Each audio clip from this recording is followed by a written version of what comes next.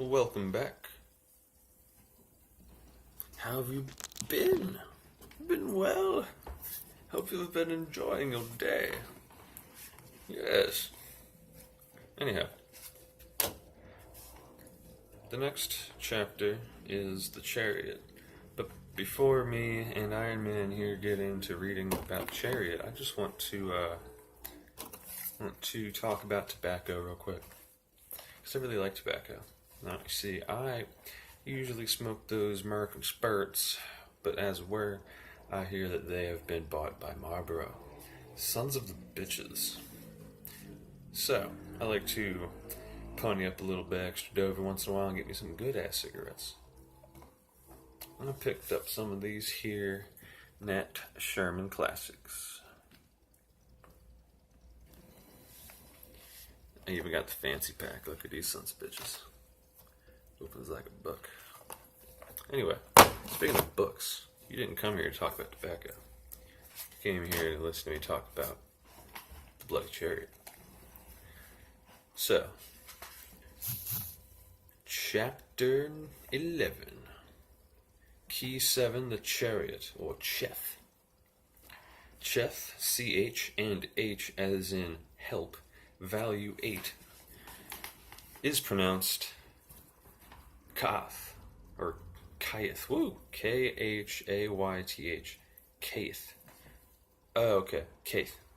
It means a field, and the fence enclosing it, Fence suggests enclosure, protection, defense, specific location, an area set apart for cultivation. It also implies shielding, safeguard, refuge, safety. Thus, it corresponds to the ideas represented by the words carapace and shell. The idea of location refers back to house, or beth, as does that of shelter. A cultivated field is in contrast to the open country pictured in Key 6. Cultivation, again, is suggested by the gardens of the magician and the empress. Again, the enclosure of a particular area by a fence is what happens to the mental world when we define anything, so that keth is also related to he, considered as the definite article. Speech is the human function attributed to Cheth by Kabbalists. Speech defines. Words are like fences enclosing particular fields of consciousness. Yes, we're going to move the livestock of this conversation through a series of fields. That's the market, baby. The field of speech continually engages and labors of the practical occultist and the applied psychologist. The attribution of speech to keth, therefore, indicates that words have preservative and protective power, that right use of language is a means to safety. Extend the meaning of speech from the spoken word to the unspoken words of thought, and you will understand why the wise have always attached so much importance to right speech. Right meaning correct. Intelligence of the House of Influence. Now that's an interesting title. I have to kind of ponder it every time I like do a reading or something and it pops up. Like, it seems to have a lot to do with just knowing where things come from, and I guess, from rereading it again, it's nice and fresh. Seems also to have a lot to do with knowing where you're going.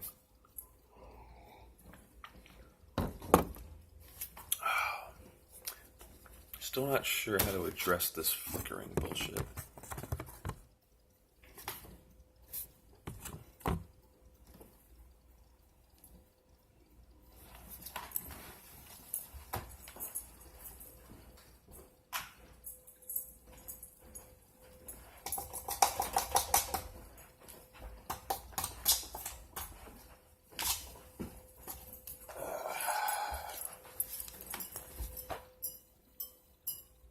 That seems to have addressed the issue. Lovely.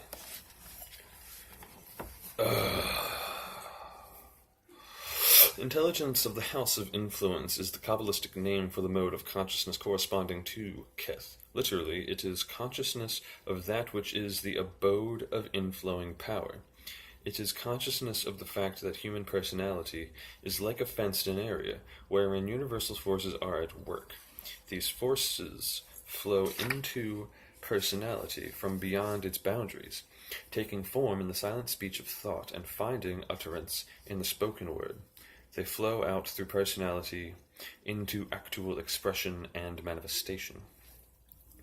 East below is represented on the cube of space by the line or edge connecting the lower ends of the vertical lines northeast and southeast. This edge marks the junction of the eastern and bottom faces of the cube, attributed respectively to Daleth and Venus, and to Gimel and the moon, keys 3 and 2, the Empress and the High Priestess. Here is an intimation that, though self-conscious elements are involved, the mental activities symbolized by key 7 are carried on at the subconscious level. Well, you can't be in every room in the house at the same time. You don't know what everyone in town is up to. And yet, you are all part of this delicate balance of things which keeps all of you alive. I go to work, I get tips, and then I get paid a thing which allows me to interact with other people. A little self-study will convince you that your thought and speech are largely subconscious in origin. Your vocabulary depends on subconscious associative processes. Your sentences, your style, your figures of speech, all these take shape below the self-conscious level. I can dig that. Cancer, the crab, a cardinal watery sign, is attributed to Keth. Here we see the connection between the letter name fence and the crab's hard carapace. Cancer is ruled by the moon, key 2 High Priestess, and the planet Jupiter, key 10 Wheel of Fortune. It's got 2 rulers? That must be a pain in the ass. No, I didn't finish reading it. And the planet Jupiter is exalted therein. Look at me misreading it. Cancer's not a planet, it's a zodiac. Oh, goodness. I gotta smoke more. In our color scale, the tint assigned to Cancer is orange-yellow. The corresponding musical tone is D sharp or E flat. The Chariot is the usual title of key 7. Sometimes it is the Charioteer, which is even better, since the picture, as Dr. Waite says, is really the king in his triumph, typifying, however, the victory which creates kingship as its natural consequence. For instance, I just picked up this card. What are you going to do about it?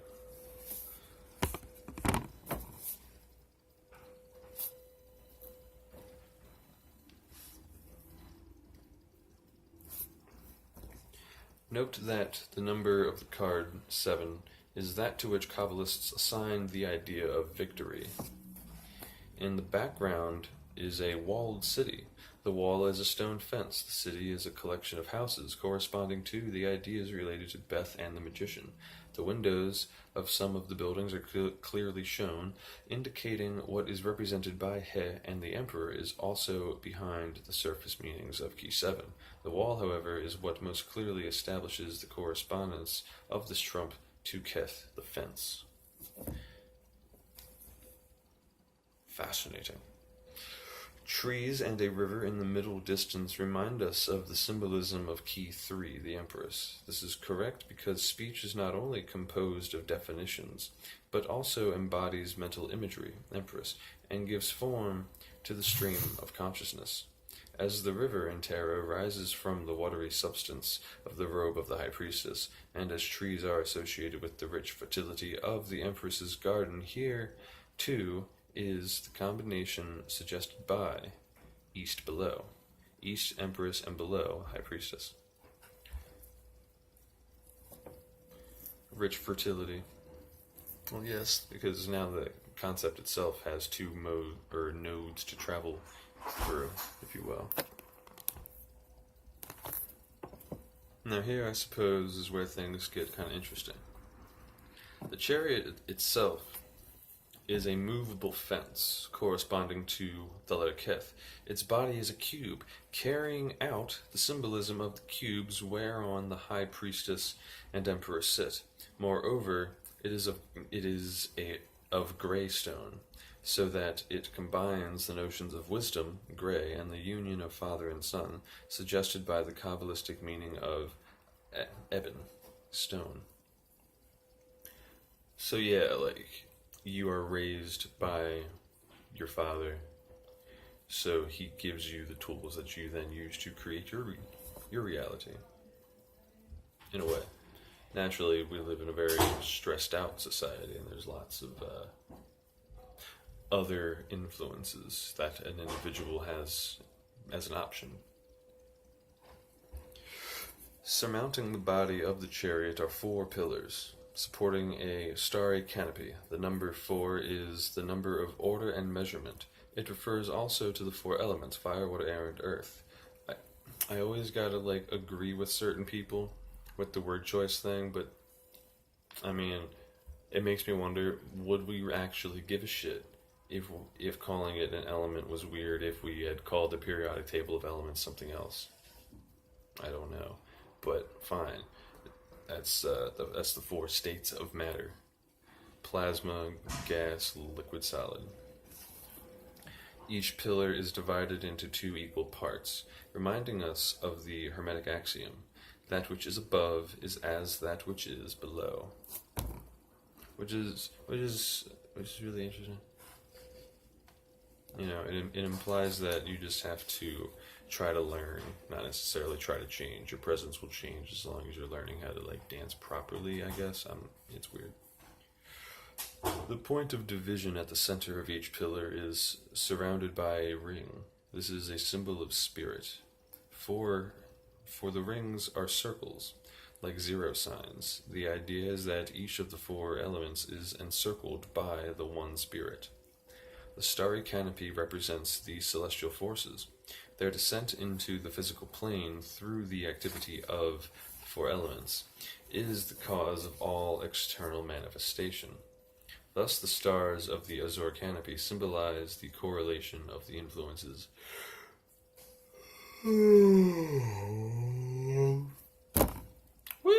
of distant suns and planets, of zodiacal constellations, and of human forces. This canopy therefore represents the forces which surround the earth, and seem to be above us in the sky. It represents also the subtle metaphysical forces which are above the level of personality. It is therefore a symbol of what Elvis Levi called astral light. The shield on the face of the car has the same significance as the letter name.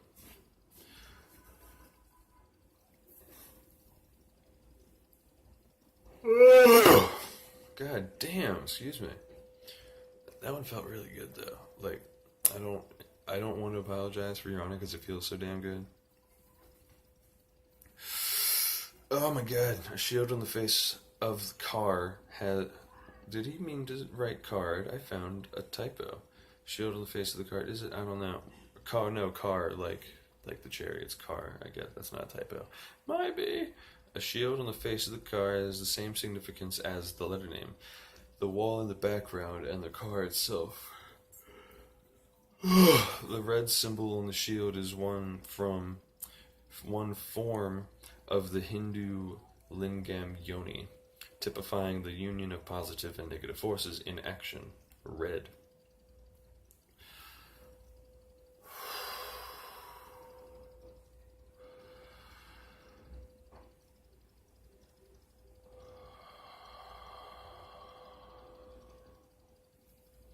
In some old tarot keys, the shield bears the letters VT, written with the periods at the left of the letters, to show that they are to be read like Hebrew, from right to left. So read, they spell the Hebrew word TV, Tav, TV. This is the name of the last letter of the Hebrew alphabet. The last letter. It's fucking TV. It's the lasting. To an occultist, this conveys the same fundamental ideas as the Lingagnoni. Because the original character for Tav was a cross, combining the vertical masculine line with the feminine horizontal. Like the cross on the breast of the high priestess, above the shield is a variation of the Egyptian winged globe. The globe is gold or yellow, suggesting self-consciousness, because in our color scale, yellow corresponds to Mercury and the magician. The wings are blue, like the robe of the high priestess. They are symbols of aspiration. Ooh, these are like extra. I'm like yawning more than usual. I don't know why. I haven't even had a sandwich yet. The charioteer is crowned, and the crown is surmounted by 3 golden pentagrams. The pentagram represents mental dominion. These are shown because the control we exert over cosmic forces by right use of the power of speech does really extend over 3 worlds. This detail of symbolism agrees with older forms of tarot symbolism. In the Rider Pack, the diadem is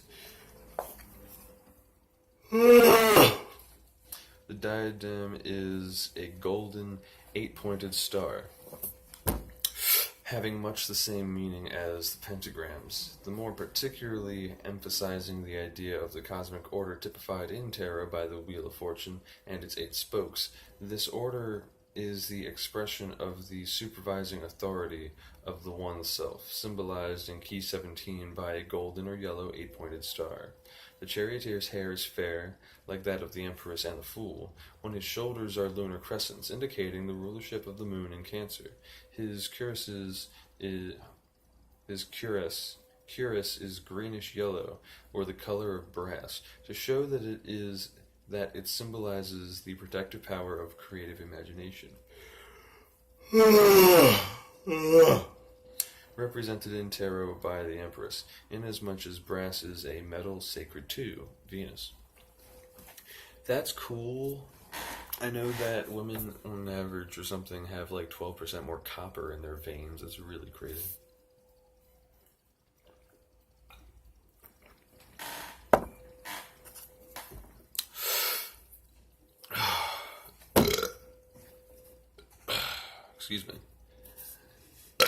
Excuse me again. The square on this cuirass, wash your ass. The square on this cuirass represents order and purity by its shape and color. On it are 3 black T's which stand for the limiting power of Saturn. 3 black T's which stand for the limiting power of Saturn. I didn't know that. That's cool.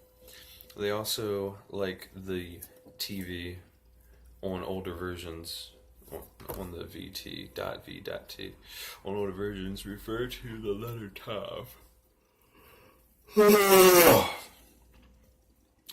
The charioteer's golden belt suggests light, and is ornamented with indistinct signs, among which is one which is plainly the astrological symbol for Cancer. The position of this belt suggests the slanting circle of the ecliptic. It represents time and the influences of stellar forces.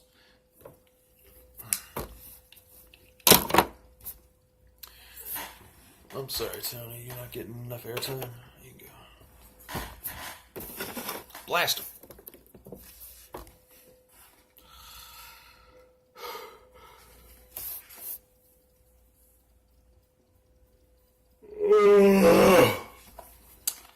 Fire shit. The charioteer's golden belt suggests light and is ornamented with indistinct signs, among which is one which is plainly the astrological symbol for Cancer. The position of this belt suggests the slanting circle of the ecliptic. It represents time and the influence of stellar forces. The skirt below the cuirass, the chest piece. The skirt below the chest piece, say that, chest piece. Irish wristwatch, say that, motherfucker. The Charioteer's. I skipped one. The skirt below the chest piece is divided into 8 parts and is ornamented with geomantic symbols used in making magical talismans. That's cool. They typify dominion over terrestrial forces. The charioteer's scepter is surmounted by a figure 8, combined with a crescent. This is a combination of the symbol over the magician's head with the lunar crown of the high priestess. Thus, the rider's ensign of authority, shows that his dominion is a result of the blending of the powers of self-consciousness with those of subconsciousness. Everything about the charioteer suggests that he sums up all the powers and potencies of the personages who have preceded him in the series of major trumps. He is their synthesis. He is the true self, the master power. Behind all forms of life expression, hence Dr. Waite tells us, he has led captivity captive. He is conquest on all planes, in the mind, in science, in progress, in certain trials of initiation. He is above all things triumph, in the mind.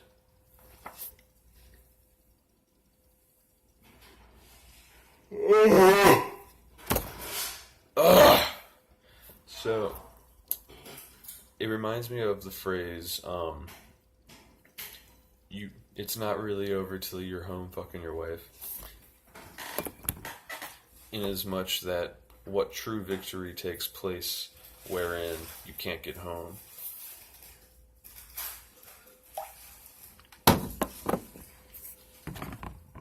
None that I'm aware of. Oh, my words. Yo, I can't even word right now. What's going on?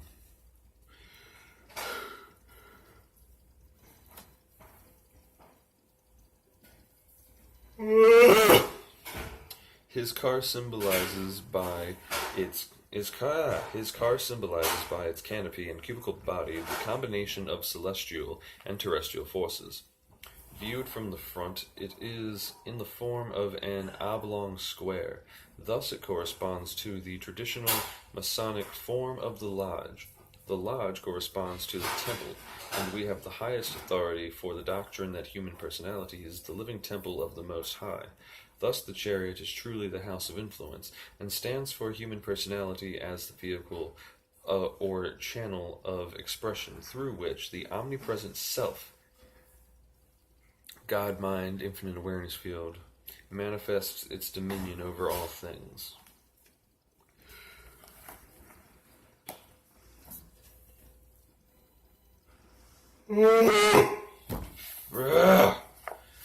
Why won't it stop?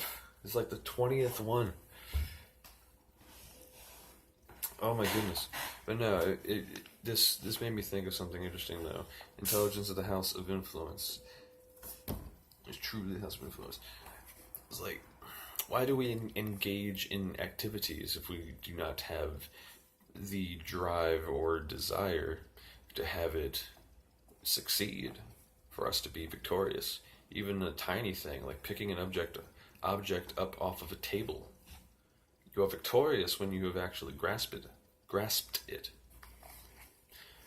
That is not to say that you need to understand what you have picked up, or even what has been changed by you picking it up. All that really happens right then and there is you have attained a sort of victory.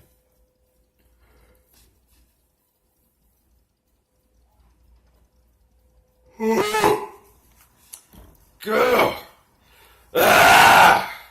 God damn. Just stop yawning. I'm not even 2 pages in. The sphinxes which draw the car are an innovation suggested by Eliphas Levi. Older versions of tarot show horses which are sometimes joined together like Siamese twins. The horses are sun symbols. The sphinxes combining animal and human attributes suggest a force common to men and animals. So in the place of the horse there is the sphinx, playing the part of the sun in this part, or rather in this aspect. Ugh. The Sphinx's combining animal and human attributes suggest a force common to men and animals. Their contrasting colors are like the contrast between the pillars of the high priestess. Moreover, the white Sphinx wears a beneficent expression, while the features of the black one show a forbidding frown. The white Sphinx is a symbol of mercy, the black one of severity. Note that their contrasting expressions are similar to those of the human faces in the lunar crescents of the rider's shoulders. In mythological illusion, the sphinxes represent the senses, which are continually propounding riddles. Here they are shown at rest, thus agreeing with the notion of rest which Hebrew occultism attributes to the number 7.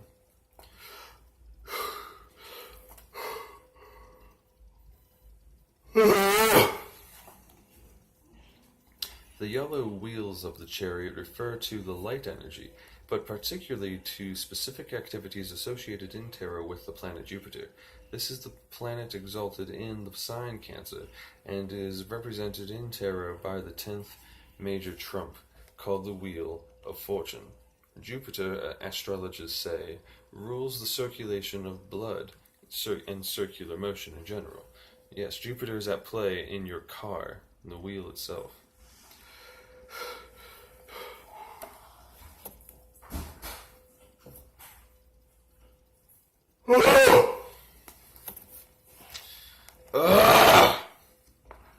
Astrologers say rules circulation of the blood because it has to do with all forms of rotation or circular movement. Oh my goodness, I'm using up all my energy trying to not yawn. To this picture we assign the psychological idea, receptivity. Receptivity will. What the fuck is that? Paying it forward, I guess.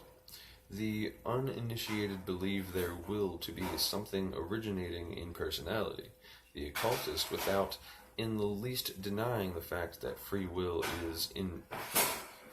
is part of our equipment, refuses to believe that personal free will exists. For the occultist, all that we mean by volition is but a synthesis of innumerable cosmic influences, coming to a focus at a point within us. It's more like the responsibility of doing it rather than understanding the phenomenon of it.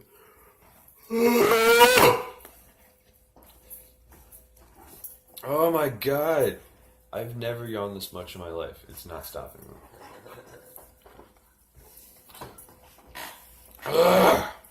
Hence all the great initiates say with Jesus, of myself I can do nothing. For the same reason Jacob Boehme wrote, if thou canst, my son, for a while but cease from all thy thinking and willing, then shalt thou hear the unspeakable words of God. When thou art quiet and silent, then art thou as God was before nature and creature.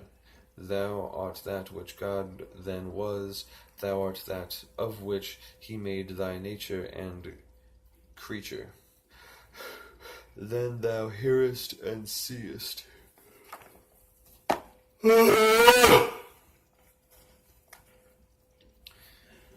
Yeah.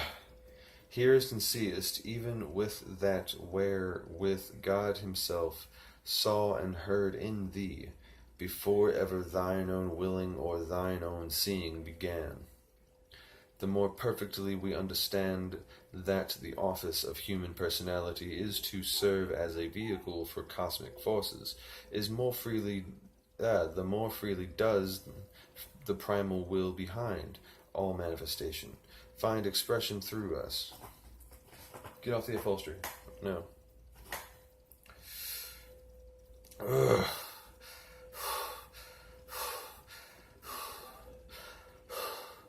We ourselves will learn from our practice that the strength of our volition is measured by the degree of our willingness to let the life find unobstructed manifestation through us. Woo! Oh my goodness, excuse me for a moment. I legit, like, the backs of my arms are getting tired. I don't know what's going on right now. Whew. Low blood sugar. I just needed a sandwich. And some cooks. Give me some of those cookies. Yeah. I love cookies.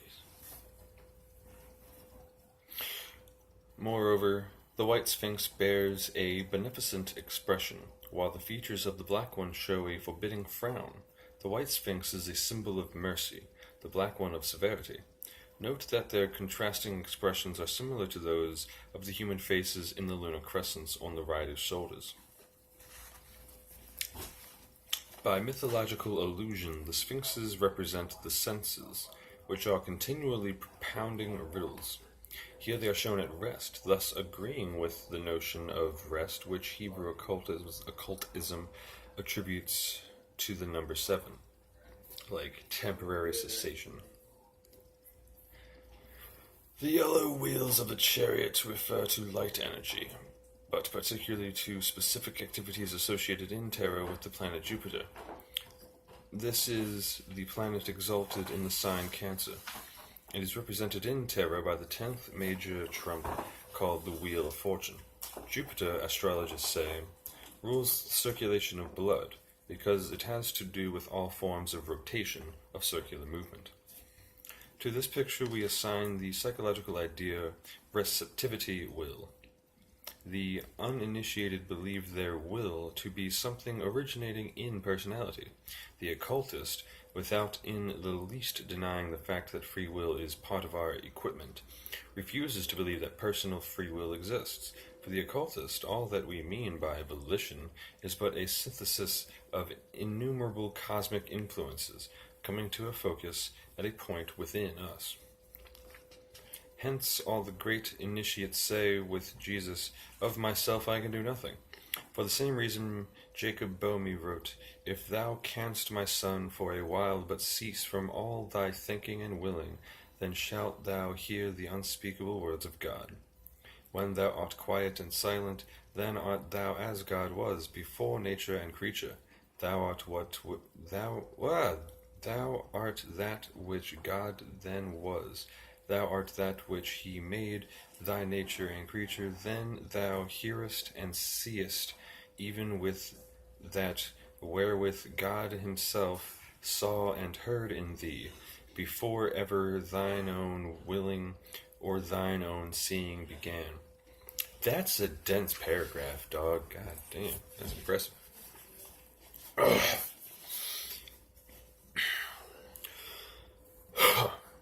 The more perfectly we understand that the office of human personality is to serve as a vehicle for cosmic forces, the more freely does the primal will behind all manifestation find expression through us. To others we may seem to have very strong personal will. We ourselves will learn from our practice that the strength of our volition is measured by the degree of our willingness to let life find unobstructed manifestation through us. In other words, don't get in your own way. This willingness takes form in thought and word, and developed through purposeful concentration, relaxation of body, passivity of mind, one-pointed attention to the real presence in our personal field of the limitless powers of the whole universe, with progressive freedom in the expression of those powers as our dominant purpose. This is the infallible practical formula for triumph in the mind and elsewhere. Impress subconsciousness again and again with the suggestion that it is the vehicle for universal will. Base these suggestions on reason. See that the one energy enters into all modes of power, celestial and terrestrial. Self-examination will convince you that not the least of your personal actions is anything more or less than a particular manifestation in time and space of some phase of the sum total of cosmic influences.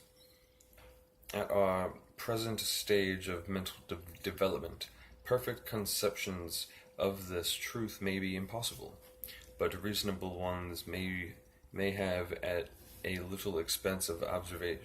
But reasonable ones we may have at... But what? What? At our present stage of mental development, perfect conceptions of this truth may be impossible, but reasonable ones we may have at a little expense of observation and reason, at the low price of paying attention. Subconsciousness is the vehicle through which all plans, ideas, designs, inventions, and forces enter into the personal field.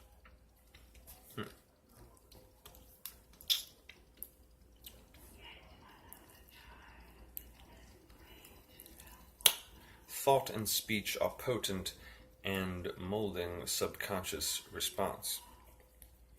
Furthermore, because subconsciousness is also the body-building and body-changing power, suggestions of the type here indicated will eventually make profound alterations in physical structure, so that it becomes able to transform into personal activities, cosmic forces whose very existence is unsuspected by the greater number of human beings.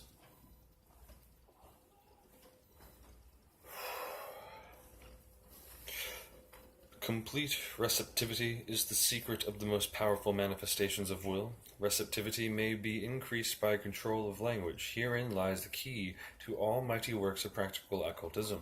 For, as Elpis Levi says truly, all magic is in the will. Ooh. I am about to get the itis. I just smashed that sandwich. Ugh. Smash. I apologize for this video being so unnecessarily extra long. That yawn attack was severe. Let me know what you think about yawns, what they mean.